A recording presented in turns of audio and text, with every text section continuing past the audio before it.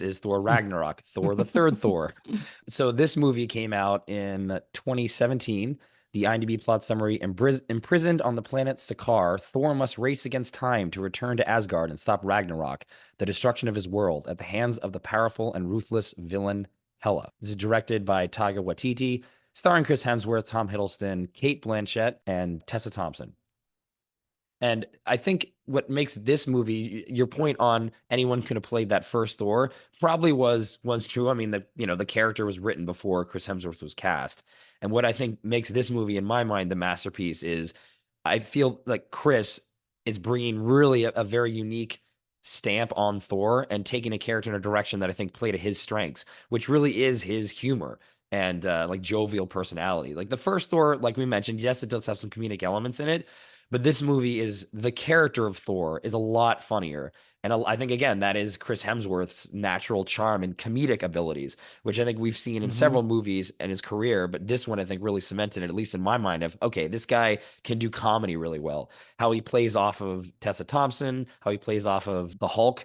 This turns into a buddy movie for a little bit. And I think a lot of that is just Chris Hemsworth charisma and taking Thor in a different direction that was very different from both the first Thor and the second Thor was a lot more serious. The second one, The Dark World, and here they're returning to comedy but kind of maximizing a little bit, and then putting Thor in another sort of fish out of water tale, but this time on this alien planet that's super interesting and very creative visually. And to me, this movie just works because of Chris.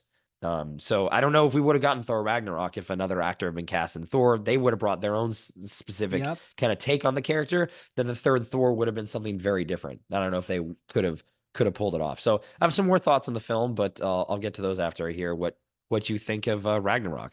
I almost put this as a masterpiece for me too, but there's something about just the origin story and just, Yeah. how out of left field Thor is as a movie. But I think, yeah, this is the movie where he comes into his own. There's no question. I think we've seen him do comedy, like you said before. And he, along with Taika, they kind of shaped this Thor character, but also just the tone of the movie in general, which is sort of goofy and silly, light on his feet, very buddy. And it's just a really good time, and everybody's having a good time. You can see it. Even Kate Blanchett is sort of having a great time, being Hella and just being crazy. Mm-hmm. I enjoyed it a lot when it came out. It was such a one of those memorable experiences of sitting in a movie theater and everybody just like eating it up, and Uh-huh. you're eating it up too, and that was pretty memorable. I just think maybe it's just me, but this sort of like slightly broad but goofy, oh, but I'm sort of a bro, but I can also be funny. It's just not super memorable to me. And that's sort of that, and that's maybe my issue. One of my issues with him, like all I can imagine is like somebody who looks like him, sitting by, I don't know, the fireplace on the beach or with his buddies and just cracking jokes. And I'm not saying that's easy to do. It is hard to do and make that look cinematic and interesting. It's just not my kind of humor. Now, did I have a great time at this movie? For sure. And rewatching it was like a lot of fun too. But Mm-hmm. as that started to roll, I was like, oh, I've seen this now so many times. Like it doesn't, I guess what I'm trying to say, that it didn't have that surprise factor the way it did when I watched this movie the first time. Mm. And that's what sadly happened with Taika as well. Like the town has gotten sour on him now, right? Because his sense of humor that felt really fresh, like this movie and Hunt for the Wilder People and what have you. And then suddenly Taika is doing like a million things. Right. And now we are done with Taika. Mm-hmm. And so I think there's something about that. Now, I think Chris can and will prevail through that because there's more to him, I think. But I think there's something about this sense of humor, Taika plus Chris's bit, which is just a little bit, I don't know. I hate to say the word boring, but I don't know. It just doesn't feel very interesting and surprising to me anymore. Wait till you see the fourth Thor. Oh, there's more? Well, yeah, the fourth one, they dial it up too much, and that's where, Oh, yeah, it's like all like comedy, and they lose a lot of the oh. pathos. I still like it, but most people think that's a very weak entry in the Mm, franchise. But with your points on Chris, like, yeah, the on the face, like for me at least, on the face of yeah, just sort of like a dumb kind of jock humor. But Yeah, he also can pull off the pathos of what the Thor character is going through in the movie, and it's that dynamic, at least to me, that resonates with Thor, but then true. also with Chris. I mean, this movie is about the loss of your father, like your dad dying, and then you having to, okay, how do you fill these shoes at all? Like, are you the same king? Are you a different king? And then the lesson he Mm-hmm. learns in the movie, which is, Asgard is not a place, it's a people, and the decision to Mm-hmm. destroy the planet to save the people is something that the Thor in the first movie never would have done. In a million years, he would not have Mm-hmm. taken that loss. He would have kept fighting, even though he shouldn't have. And I think that is the emotional resonance of that movie, especially that scene where Hela is basically about to kill Thor. Thor doesn't have his hammer. He lost his eye. Like all these things, he's down.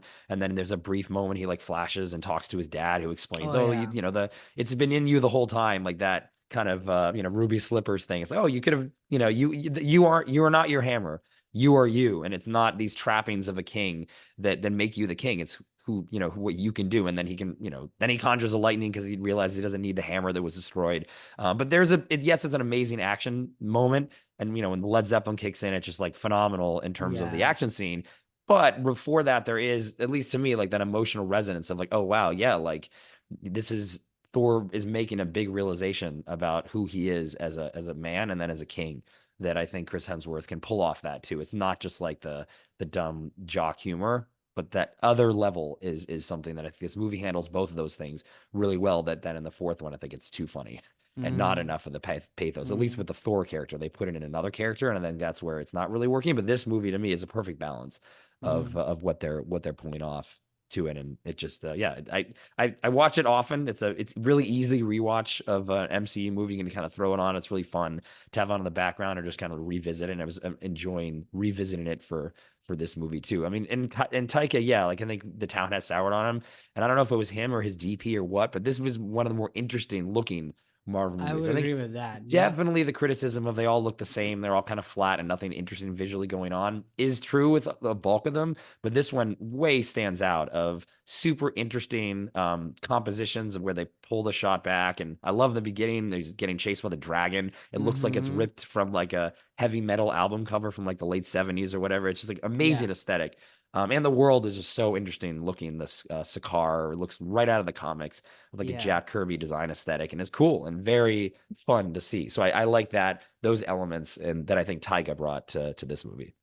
I agree. Yeah. It looks amazing actually. Even now on a rewatch, and forgive me, I was watching it on iPad, just trying to fill in time, and it still looked great.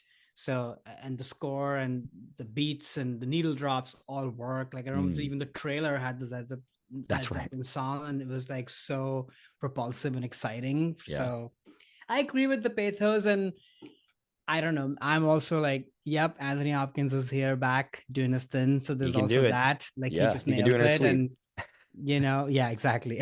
All you have to do is again, not shortchanging Chris. You have to react and be present. And he Hmm. does that. Hmm. So there's that. Hi there, it's Alex. If you like the review and discussion Karan and I just had, make sure you subscribe to our channel, Movies That Shaped Us, to get full episodes. Every other Wednesday, Karan and I review a new release and then discuss 6 other movies made by that film's actor or director and how they shaped us.